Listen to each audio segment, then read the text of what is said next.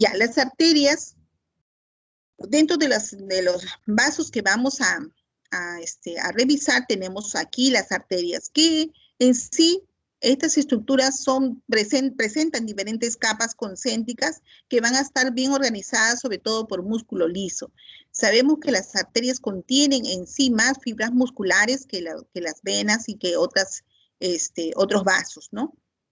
Tanto como también tenemos aquí que estas arterias pueden ser elásticas, las arterias pueden ser musculares o de mediano calibre y pueden ser arterias pequeñas o también llamadas arteriolas. Entre los tipos de vasos vamos a ver cómo las patologías que vamos a revisar más adelante tienen que ver con el tamaño de los vasos. Tenemos que hay vasos de gran calibre, ¿no? Que son vasos grandes. Generalmente, entre ellos tenemos a la aorta y todas sus ramas, ¿no? Y dentro de los vasos medianos, tenemos generalmente a los vasos que intervienen generalmente en algunos órganos, como puede ser en el riñón, en el pulmón, ¿no? Vasos medianos. Y los vasos pequeños son aquellos capilares o arteriolas muy pequeñas que generalmente están presentes, también pueden estar en la arteria pulmonar o dentro de los vasos renales, ¿no? En la corteza, como son los capilares renales, o también puede estar en el ojo, ¿no? Que son arteriolas muy pequeñas. Entonces tenemos que los vasos grandes generalmente cuando se afectan, en muchas de las patologías presentan fiebre, presentan astenia y anemia, porque son vasos que contienen mayor cantidad de sangre que su daño, que puede producir lesiones más graves, ¿no? Tenemos aquí generalmente una de ellas, por ejemplo, la arteritis de las células gigantes, que produce la arteritis de la temporal, o también la arteritis de Takayasu. En cambio, los vasos medianos tenemos, dentro de ellos, generalmente ocasionan una pérdida del tejido, pueden producir una crisis o un infarto renal, ¿no? O también dentro de ellas puede ocasionar una hipertensión arterial pulmonar, y dentro de ellas tenemos a unas patologías que vamos a observar como la poliarteritis nodosa y como la enfermedad de Kawasaki, que la vamos a describir más adelante. Entre los vasos pequeños, vamos a ver que generalmente aquí hay patologías, ¿no? Ya conocidas, ¿no? Como tenemos a la granulomatosis de Wegener, ¿no? Que es una patología con una triada muy característica que la vamos a poder revisar, ¿no? Entonces ya las vamos a poder describir todos estos vasos en las diversas clasificación que tenemos de enfermedades según los vasos. Y tenemos luego que todos estos vasos van a tener un desarrollo, un crecimiento y una remodelación de estos vasos. Existen tres procesos generalmente muy conocidos como es la vasculogenia, la angiogenia y la arteriogenia. La vasculogenia es una formación de vasos sanguíneos que ahí son importantes los hemangioblastos que van a migrar a la vascularización y se van a diferenciar en células endoteliales. El factor de crecimiento del endotelio vascular ahí es muy importante, como que va a incorporar a pericitos y a las células musculares organizando estos nuevos vasos. En cambio, la angiogenia, vamos a ver que es el proceso de formación de vasos nuevos, ¿no? En un organismo ya maduro. O sea, si tenemos un tejido maduro, por ejemplo, a veces pongamos en el útero se va a formar vasos, ¿no? Neovasos nuevos, pequeños, ¿no? Esa es la angiogenia, la formación de nuevos vasos aparte en un tejido ya maduro, ¿no? Luego tenemos nosotros que en sí las malformaciones congénitas. Vamos a ver que hay algunas malformaciones que afectan generalmente aneurismas congénitos que afectan a los vasos cerebrales. Hay fístulas arteriovenosas que son conexiones anormales, ¿no? Que distan entre las arterias y las venas, ¿no? Y estos generalmente se hacen existen a veces, o las tenemos que realizar en forma quirúrgica para favorecer al paciente en algunos procesos, como es en la hemodiálisis, ¿no? Cuando queremos hacer diálisis a un paciente, tenemos que crear esta fístula para poder liberar a ese paciente del problema que tiene, ¿no? Para oxigenar su sangre. En la displasia fibromuscular, tenemos que es un engrosamiento focal en sí, irregular de las paredes musculares, tanto de los vasos grandes como los vasos pequeños, ¿no? Y va a haber, ¿qué va a haber aquí? Una hiperplasia de la media, de la íntima y fibrosis, sobre todo de algunos vasos que pueden presentarse a nivel renal, vertebral o carotídeos o tiroideos, ¿no? Entonces, eso tenemos aquí en estas alteraciones, ¿no? De los vasos, que más adelante también vamos a detallarlos con algunos otros vasos como los venosos también. Los tipos de vasos, tenemos que ahí ya están descritos las arterias, las venas y los capilares. Las arterias son aquellas que llevan la sangre del corazón a los órganos y los van a transportando en ellos que el oxígeno y los nutrientes, ¿no?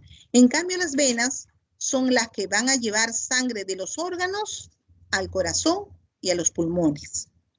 En cambio, los capilares, vamos a ver que su origen es de acuerdo a la división de estas arterias en ramas más pequeñitas y nutrientes que van a llevar también oxígeno y pasan a las células sanguíneas, ¿no? Entonces, dentro de las anomalías congénitas, tenemos a los vasos anómalos o vasos aberrantes o duplicación. Generalmente estas anomalías congénitas los vemos mucho en los niños pequeños, recién nacidos, como en los fetos, ¿no? Donde, por eso es importante la anatomía que hemos estudiado para reconocer cómo es la subdivisión de los vasos importantes que irrigan un órgano, y a veces encontramos doble urétero, o sea, doble vaso sanguíneo o doble arteria renal, tanto en la zona polar como en la zona infrarrenal, y así podemos encontrar una serie de alteraciones generalmente y por eso producen a algunas personas limitación en la vida o cirugías, o lo contrario, muchos hasta fallecen por estas anomalías. Luego tenemos los aneurismas en fresa, que se deben a zonas de mucha debilidad focal o congénita en las paredes de los vasos, y generalmente lo presentan muchas veces esos aneurismas en la carita o en el cuello, ¿no? En los niños. Y otra es la fístula arteriovenosa, que es una comunicación anómala entre una arteria y una vena, ¿no? Entonces, esas son las patologías más frecuentes. Luego tenemos las células endoteliales. ¿Cuál es su importancia de estas células endoteliales? Tienen múltiples funciones, pero dentro de ellas tenemos que están encargadas del metabolismo en sí de las hormonas, como también de la transferencia de células. Conservación de la interfase no trombógena, o sea, tratan de que estas células tratan de mediar, ¿no? A que no haya trombosis en el vaso y se ocluya rápidamente, ¿no? Hay modulación del flujo sanguíneo y la resistencia vascular, o sea, la modulación en la velocidad con que fluye la sangre, y al mismo tiempo la resistencia de las paredes cuando se tiene mayor volumen, como por ejemplo cuando una persona hace ejercicio, actividad física o está en una carrera, la sangre se bombea con mayor cantidad, en mayor fuerza, y son los vasos los que resisten, ¿no? Este mayor volumen, ¿no? de sangre que está transcurriendo por el vaso, ¿no? Luego regula las reacciones inmunológicas y también inflamatorias en el control de crecimiento de otro.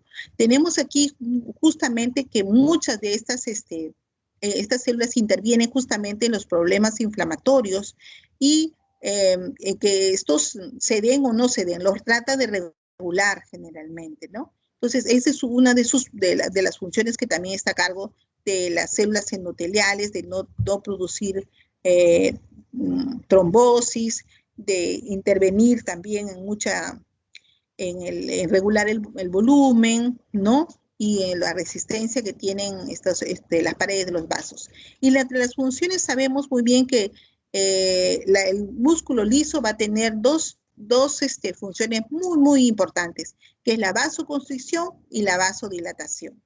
Entonces, los vasos a mayor ejercicio, mayor actividad y va a fluir más sangre, se van a dilatar. Y va a haber una vasoconstricción cuando aquellos que, por ejemplo, se produce vasoconstricción, puede producirse por el frío, como también se produce la vasoconstricción por algún daño, como el cigarrillo produce una vasoconstricción de los vasos, ¿no? El sistema, la síntesis en sí de diferentes tipos de colágeno también y la elastina y los proteoglicanos son los importantes en estas células musculares que le van a dar justamente la elastina, le van a dar el tono, ¿no? la elasticidad como también la tonicidad del músculo, ¿no? La elaboración de factores de crecimiento y las citoquinas y la actividad migratoria y proliferativa es otra de las funciones que va a tener también el músculo liso.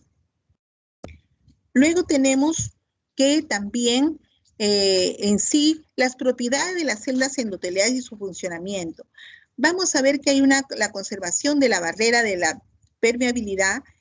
Vamos a ver que tiene ahí dos funciones muy importantes, que es la elaboración de reguladores, de anticoagulantes, antitrombóticos y fibrinolíticos.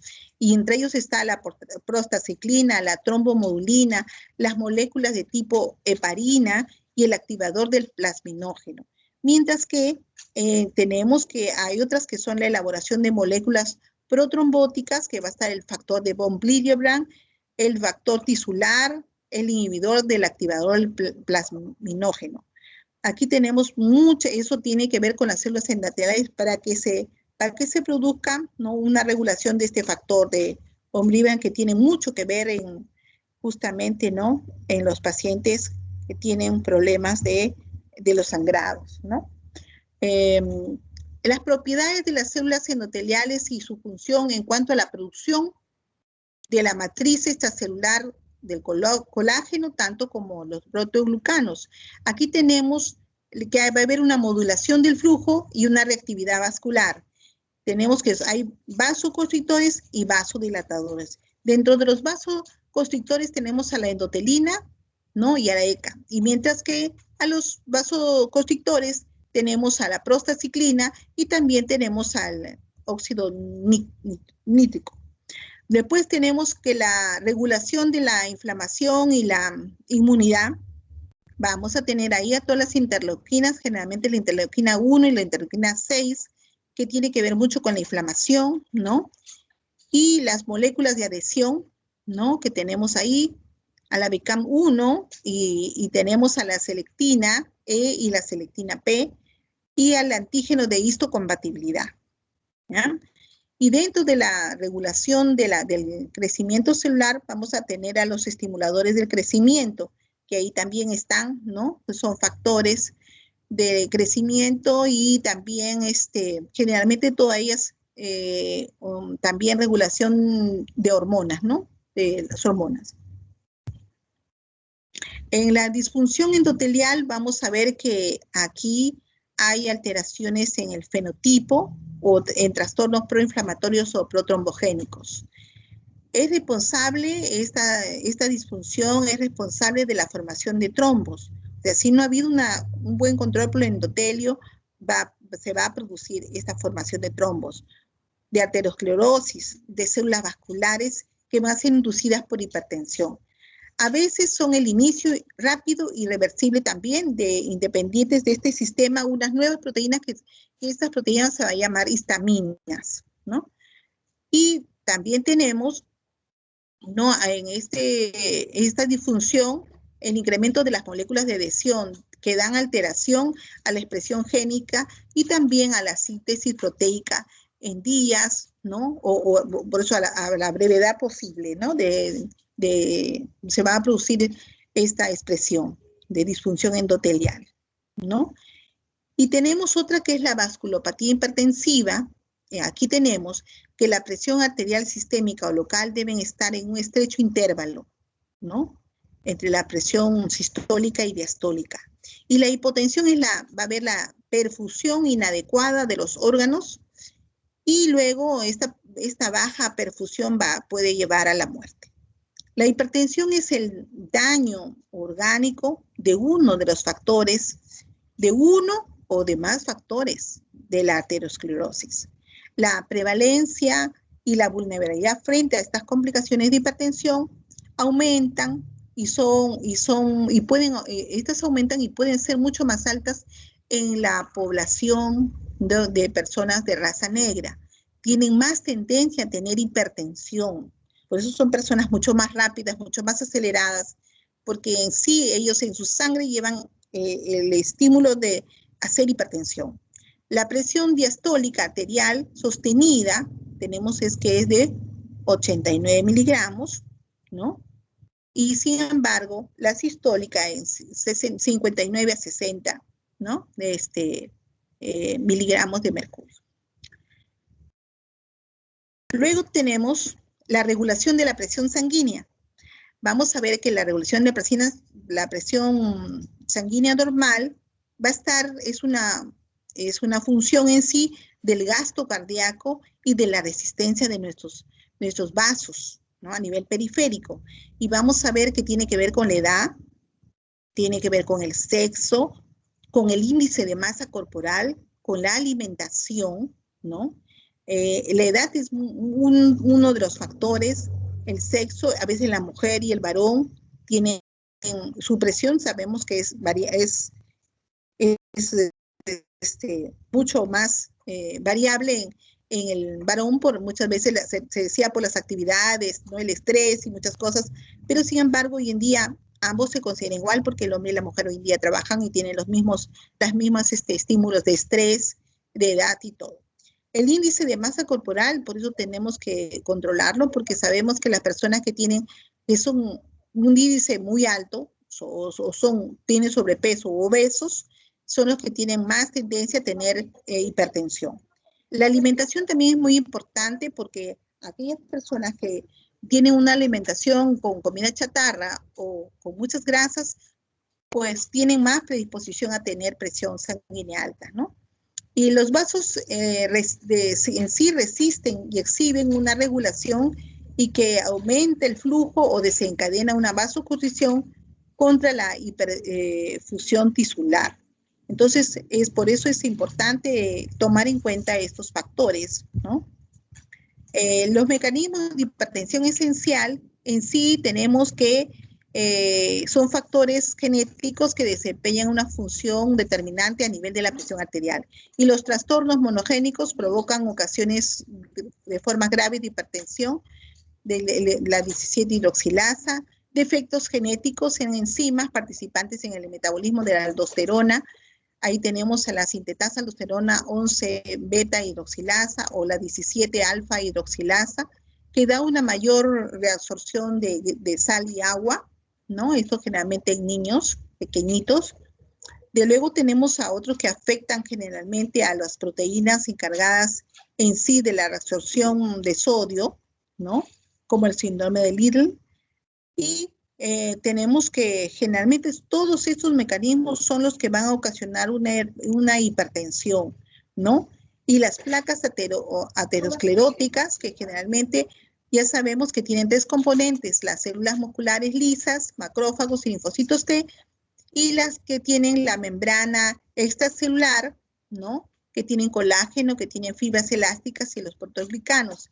Y luego los lípidos, que van a contener intracelulares y extracelulares, ¿no? Son los que componen una placa aterosclerótica generalmente, ¿no?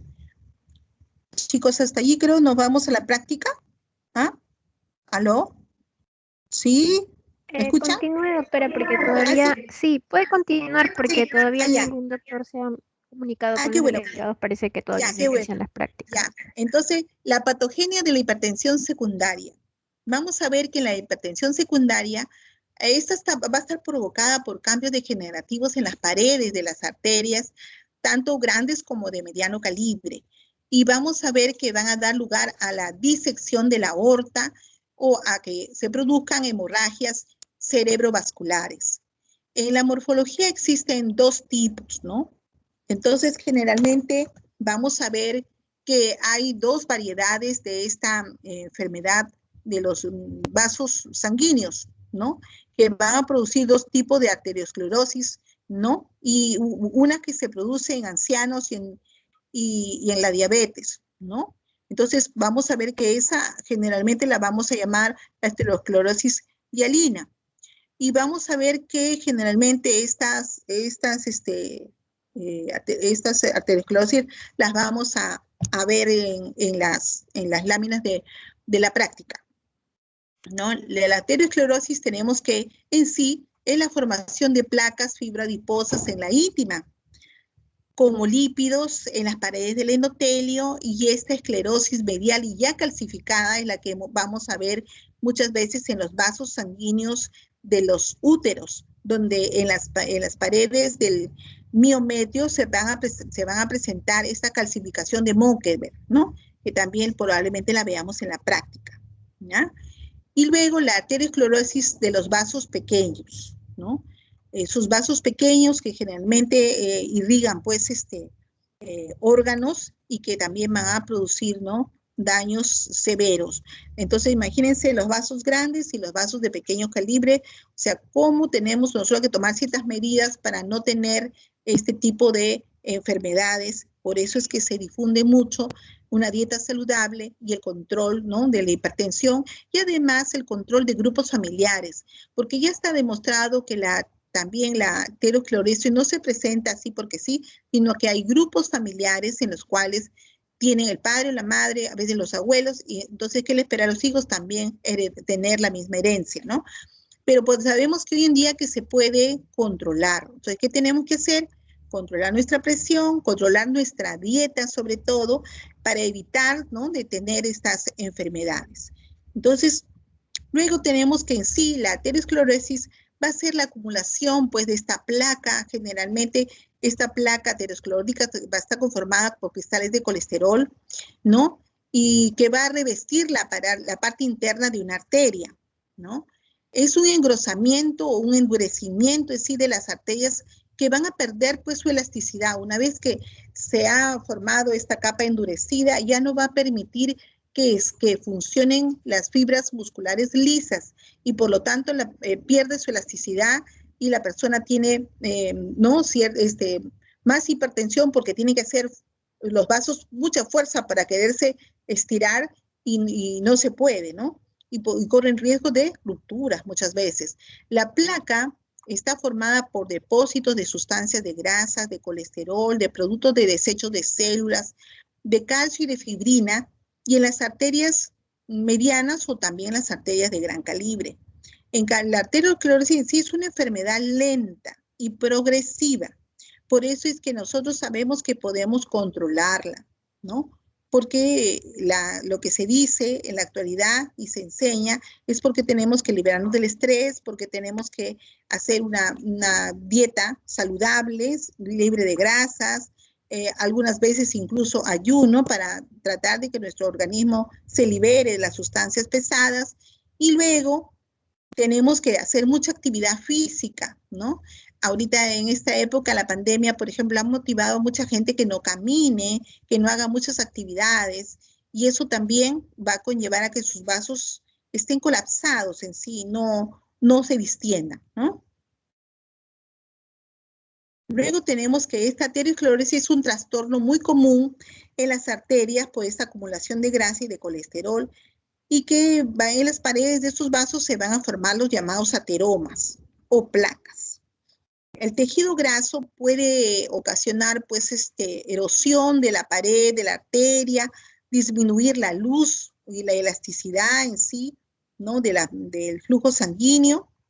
Las placas pueden romperse, haciendo pues que estos desechos migren al torrente circulatorio, ¿no?, bajo la forma dentro de esta arteria como ¿cómo se llama?, desechos o pequeños émbolos lipídicos, ¿no? La arteriosclerosis también es la causa común para que exista un ataque cardíaco o una apoplejía. Entonces vamos a ver que los vasos van a formar alrededor, los coágulos van a estar alrededor de los depósitos de la placa, ¿no? y vamos a ver que generalmente esta se obstruye aún por el flujo de la sangre, se desprenden y pueden viajar por el corazón y por otros vasos, pulmón, cerebro, y son los llamados émbolos, ¿no? Entonces, luego vamos a ver que existen algunas hipótesis acerca del componente inmunológico que hay en la inflamación que puede ayudar a esta aterosclerosis, ¿no? Existen el por qué se produce, ¿no? Problemas de tipo inflamatorio, ¿no? Para que haya estas alteraciones en los vasos. La restricción severa del flujo de sangre al músculo del corazón va a provocar que la persona sienta un dolor en el pecho, lo que nosotros llamamos angina, no una angina, es un dolor en el pecho, pero esto puede ser ocasionado también por muchos factores. Dentro de los factores de riesgo son el que el paciente fume, el cigarrillo, la diabetes, o lo contrario, la obesidad, o también que existan, ¿no?, altos índices de colesterol en la sangre, ¿no? Cuando hacemos ciertos análisis vamos a encontrar que los valores están muy altos, ¿no?, de estas grasas. Luego tenemos aquí que la aterosclerosis en sí ocasiona, como ya les decía, antecedentes familiares, personales en enfermedades cardíacas. Hay que preguntar, ustedes que ya van a llevar clínicas, no olviden preguntar a sus pacientes si han tenido antecedente de familiares que sufran de aterosclerosis o de hipertensión severa, ¿no? O severa o mediana.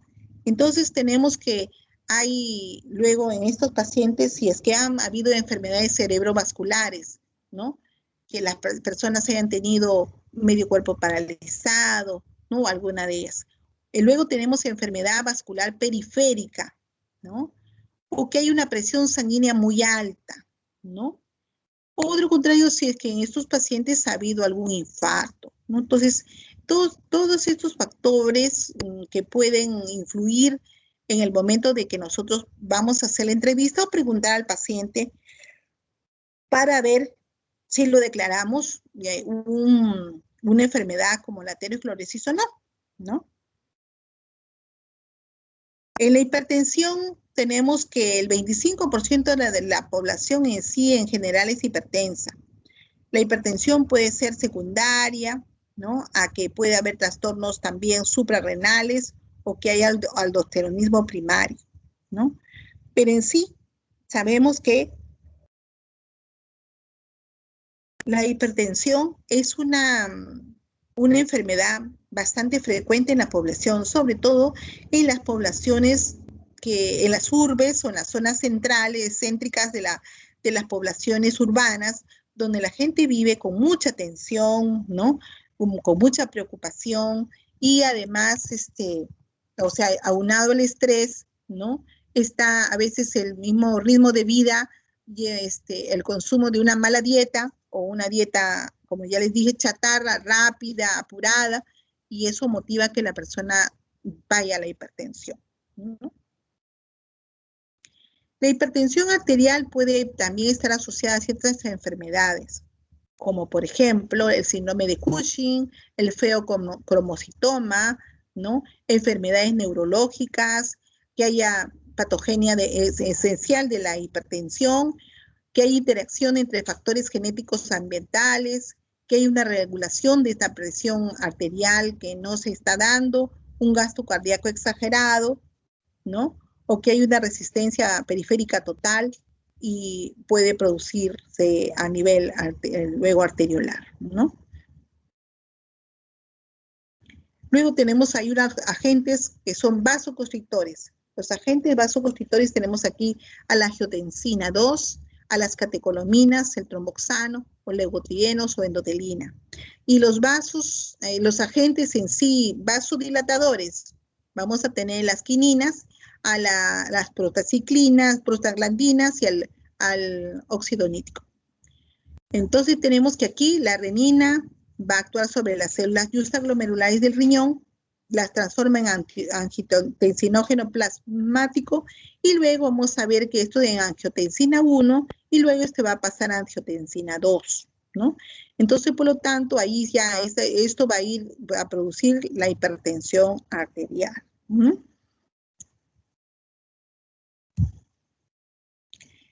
Tenemos que también, como ya les había dicho, en la arterioloesclerosis hay factores de tipo genéticos, genes que expresan expresiones de citoquinas y genes que expresan la expresión de enzimas o inhibidores enzimáticos.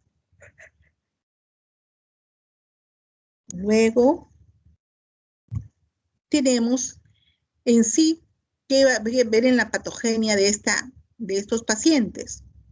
La lesión endotelial va a causar en sí un aumento de la permeabilidad vascular y va a haber adhesión de leucocitos y de trombosis. Puede haber también un acúmulo de las lipoproteínas, generalmente las LDL, que son de baja densidad y variantes en la pared del vaso. Luego que haya producción de monocitos, ¿no? Una adhesión de estos monocitos al endotelio con migración de la íntima y su transformación luego en macrófagos y células espumosas, como es la que nosotros vemos generalmente en la práctica. Y la adhesión luego de las plaquetas. Luego que puede existir también una liberación de factores desde las plaquetas activadas y las células de la pared vascular acumuladas que van a provocar una captación de estas células musculares lisas y la producción de la, de la membrana extracelular, ¿no? Luego tenemos que va a haber también la acumulación de lípidos a nivel extracelular y en el interior también pueden producirse, ¿no? Con arteriosclerosis, ¿no? Luego tenemos que los macrófagos, ¿cómo intervienen? Van a ingerir rápidamente por medio de este receptor, ¿no? Ahí, los macrófagos. También producen quimiotácticas en sí, habilidades micotácticas van a producir monocitos circulantes. Luego va a haber un incremento también de la adhesión de los monocitos. Luego van a inhibir el movimiento de los macrófagos y pueden estimular para liberar factores de crecimiento y de citoquinas. Y estas citotoxinas, ¿no? De las células endoteliales van a actuar en varias formas en el músculo liso, ¿no? Luego tenemos que los sucesos para que se produzca esta aterogénesis, vamos a ver que lo primero que se produce es una lesión del endotelial. ¿Sí? Ya se va a iniciar las prácticas porque hay doctores que ya están empezando la práctica. No sé si nos quedamos ahí y ya coordinamos con usted cuando vamos a continuar con la clase. Sí, porque estamos en la continuamos. Yo la llamo, doctora. Ya, gracias. Ya. Para que ya puedan ir a la práctica. prácticas. Ajá, ya. Ya.